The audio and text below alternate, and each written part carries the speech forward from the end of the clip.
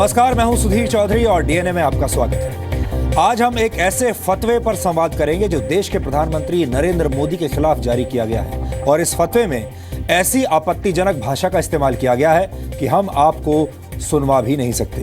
कोलकाता की एक मस्जिद के शाही इमाम ने यह फतवा जारी करके कहा है कि जो भी इस पर अमल करेगा उसे 25 लाख रुपए का इनाम दिया जाएगा। अब जरा सोचिए कि दुनिया के सबसे बड़े लोकतांत्रिक देश में वहां की चुनी हुई सरकार के प्रधानमंत्री के खिलाफ खुलेआम एक फतवा जारी होता है और उसमें ऐसी भाषा का उपयोग किया जाता है जो किसी भी नजरिए से गरिमा के अनुकूल नहीं है। ऐसा सिर्फ भारत में ही हो सकता है, दुनिया के किसी और देश में ऐसा नहीं होता। अमेरिका, फ्रांस, जर्मनी, ब्रिटेन जैसे देश भी ऐसी हरकतों को बर्दाश्त नहीं करते, लेकिन भारत में अभिव्यक्ति की स्वतंत्रता अक्सर ऐसी मर्यादाओं को तोड़ देती है। इस पर आज आप सबसे संवाद करना जरूरी है। हमारे देश में एक धारणा है कि न्यूज चैनल्स पर दिखाई जाने वाली खबरें या तो राजनीति से जुड़ी हुई होनी चाहिए या फिर उसमें कूटनीति के पेचीदा विषयों पर बात होनी चाहिए। धर्म और जाति पर आधारित सेलेक्टिव पत्रकारिता भी इन दिनों काफी चलन में है, लेकिन हमें लगता है कि बड़ी खबर वो होती है जो आपके परिवार से जुड़ी होती है, जिसका असर आपके निजी जीवन पर पड़ता है। आज हम मोबाइल फोन से ली जाने वाली सेल्फी से जुड़ा एक गंभीर डीएनए टेस्ट करेंगे और इसमें खबर यह है कि देश के 2 बड़े अस्पतालों में सेल्फीसाइड नाम के एक बीमारी के कम से कम 6 मामले सामने आए हैं। यहां सेल्फीसाइड का मतलब है सेल्फी लेने की लत लगना, यानी अब भारत में ऐसे मरीज भी सामने आ रहे हैं जो मोबाइल फोन से सेल्फी लेने की आदत पर नियंत्रण नहीं रख पाते। ये एक तरह की अनोखी मानसिक बीमारी है जिसे भारतीय समाज में आए एक बहुत बड़े बदलाव के तौर पर देखा जा सकता है। ऐसा भी हो सकता है कि आपके घर में भी सेल्फीसाइड का कोई ना कोई मरीज हो और उसे भी किसी मनोचिकित्सक से अपना इलाज करवाने की जरूरत हो। इसलिए आपको ये विश्लेषण आज बहुत ध्यान से देखना चाहिए। और आज हम डीएनए में एक ऐसी खबर का विश्लेषण भी करेंगे जिसे सुनकर और देखकर आपका सिर चकरा जाएगा। क्या आप सोच सकते हैं कि जायदाद से बेदखल करने पर कोई बेटा 2 मिनट में अपने पिता पर चाकू से 36 बार वार करके उसे मार डाले? आमतौर पर भारतीय समाज में ऐसी कल्पना भी नहीं की जाती, लेकिन देश की राजधानी दिल्ली में ऐसा हुआ है। यह ऐसी खबर है जिसे देखकर आपके मन में यह सवाल जरूर उठेगा कि क्या हमारे समाज के अंदर ऐसा भी हो सकता है और क्या यही कलयुग है? ये एक तरह से 21वीं सदी में रिश्तों में फैल चुका कैंसर है जिसका विश्लेषण करना जरूरी है। इस खबर में हम मानसिक रोग और गुस्से पर नियंत्रण के विषय पर भी आपके साथ बात करेंगे। लेकिन आज का डीएनए टेस्ट शुरू करने से पहले देखते हैं आज की तमाम बड़ी खबरें नॉनस्टॉप न्यूज में। समाजवादी पार्टी अध्यक्ष मुलायम सिंह यादव ने कहा कि बेटे अखिलेश के साथ उनका कोई विवाद नहीं है। मुलायम ने कहा कि पार्टी के भीतर कुछ विवाद है जिसे जल्द सुलझा लिया जाएगा। मुलायम ने इशारों में अपने चचेरे भाई रामगोपाल यादव पर निशाना साधा। उन्होंने कहा कि एक व्यक्ति साजिश कर रहा है और उसी ने अखिलेश को बहका दिया है।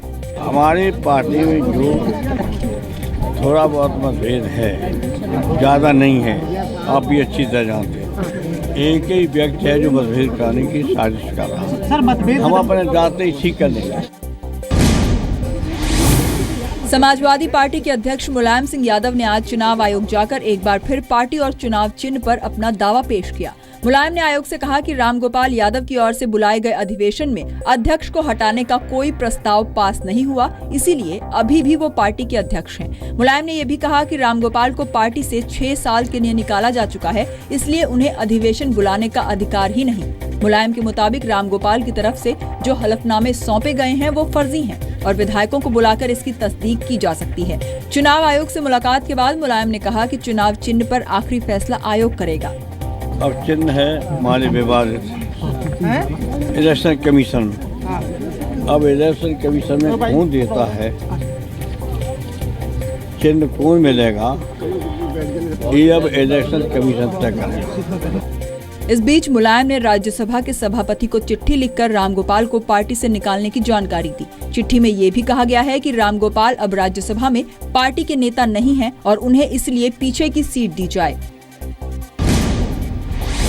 पेट्रोल पंप पर कार्ड से पेमेंट पर कोई अतिरिक्त चार्ज नहीं वसूला जाएगा। सरकार ने साफ किया है कि डिजिटल ट्रांजैक्शन पर ना तो ग्राहक और ना ही पेट्रोल पंपों को कोई अतिरिक्त चार्ज देना होगा। आने वाले दिनों में भी जितने भी प्रकार की डिजिटल ट्रांजैक्शन होगा, विशेष करके पेट्रोल पंप में हम लोगों ने ये तय किया है, ग्राहकों के ऊपर उसकी कोई पासन नहीं होगा। बाकी बैंक और ऑयल मार्केटिंग कंपनी दोनों इस विषय पे बात चर्चा कर रहे हैं। सरकार ने ये भी कहा है कि मर्चेंट डिस्काउंट रेट यानी MDR को लेकर बैंकों और तेल कंपनियों से बात चल रही है और MDR चार्ज दोनों में से कोई एक उठाएगा। हमने अपनी कॉल डिफर कर दी है 13 तक के लिए और अब देखते हैं अगर 13 तक अगर सॉल्व हो जाता है तो कोई प्रॉब्लम नहीं है, अगर नहीं होगा तो हमें कार्ड एक्सेप्टेंस नहीं करनी पड़ेगी आफ्टर 13 जनवरी। केंद्र सरकार ने डिजिटल लेन देन को बढ़ावा देने के लिए 50 दिन के लिए MDR चार्ज खत्म कर दिया था। 50 दिन खत्म होने के बाद बैंकों ने फिर से ट्रांजैक्शन चार्ज लेने का फैसला किया था, जिसके बाद पेट्रोल पंपों ने कार्ड पेमेंट न लेने का ऐलान किया था। हालांकि सरकार के दखल के बाद कई बैंकों ने MDR वसूली का फैसला 13 जनवरी तक के लिए टाल दिया था। आर्थिक मंदी की आशंका को वित्त मंत्री अरुण जेटली ने खारिज किया है। इसके लिए उन्होंने टैक्स कलेक्शन के आंकड़े का हवाला दिया है। नोटबंदी के फैसले के बावजूद सरकार के टैक्स कलेक्शन में कोई कमी नहीं आई है। दिसंबर महीने के दौरान सेंट्रल एक्साइज टैक्स में जहां 31.6% की बढ़ोतरी हुई है, वहीं सर्विस टैक्स कलेक्शन 12.4% बढ़ा है। हालांकि कस्टम ड्यूटी में 6.3% की गिरावट आई है। अप्रैल से दिसंबर के बीच भी टैक्स कलेक्शन में अच्छी खासी बढ़ोतरी हुई है। इस दौरान प्रत्यक्ष कर में जहां 12% की बढ़ोतरी हुई, वहीं अप्रत्यक्ष कर में 25% का इजाफा हुआ। April to December 2016 compared to the same figure last year, the overall increase is exactly 25%. Direct, I said, is 12.01%. Indirect, the increase is 25%. Jammu में LOC के पास अखनूर सेक्टर में हुए आतंकी हमले में जनरल रिजर्व इंजीनियरिंग फोर्स के 3 कर्मचारियों की मौत हो गई, जबकि 1 कर्मचारी घायल हो गया। ये आतंकी हमला बीती रात करीब 1 बजे उस वक्त हुआ जब कर्मचारी LOC के पास रोड बनाने का काम कर रहे थे।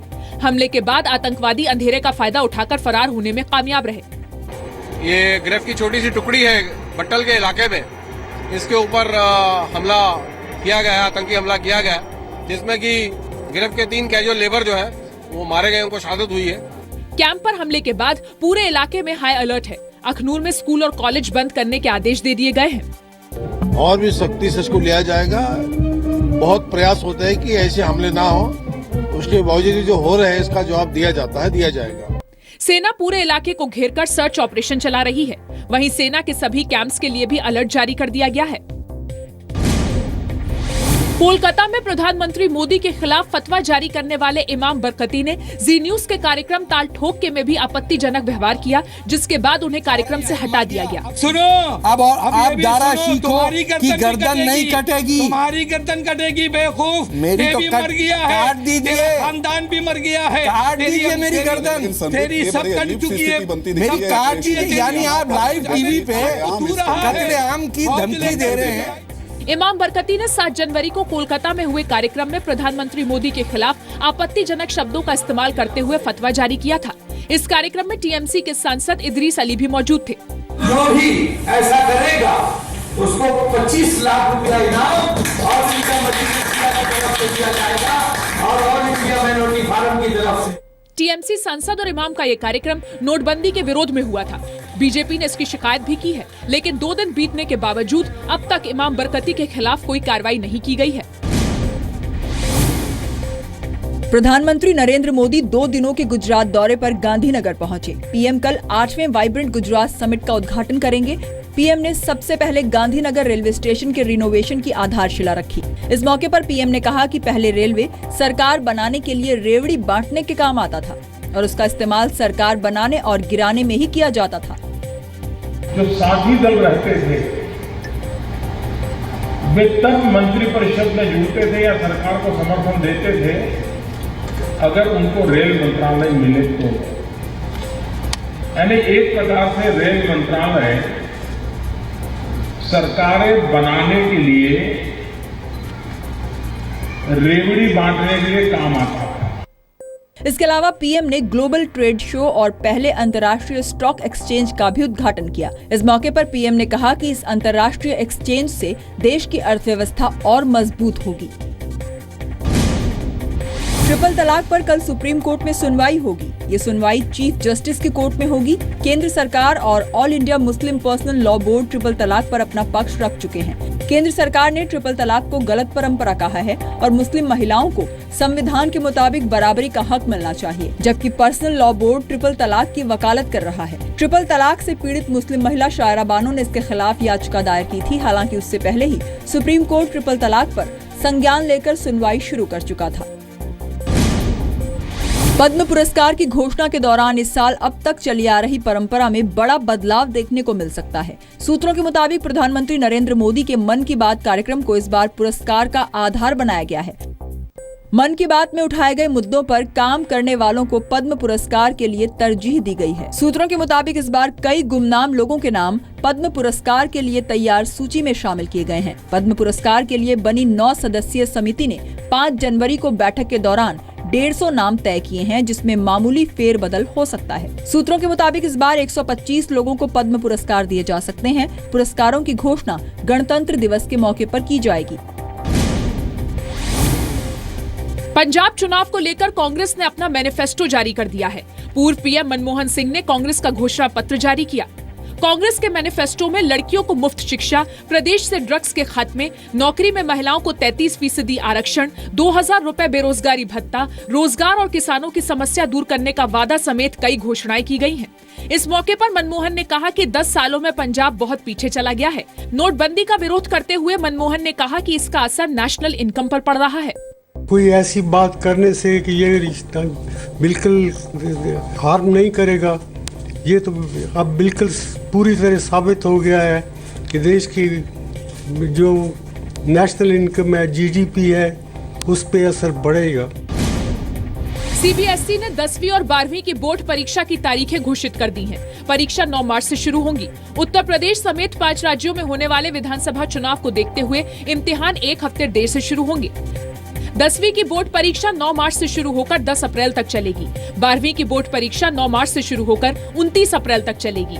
10वीं की परीक्षा में कुल 16,67,573 छात्र शामिल होंगे। 12वीं की परीक्षा में 10,98,420 छात्र शामिल होंगे। सीबीएसई ने दावा किया है कि परीक्षा का कार्यक्रम इस तरह से तय किया गया है कि छात्र जेईई और नीट में भी शामिल हो सके।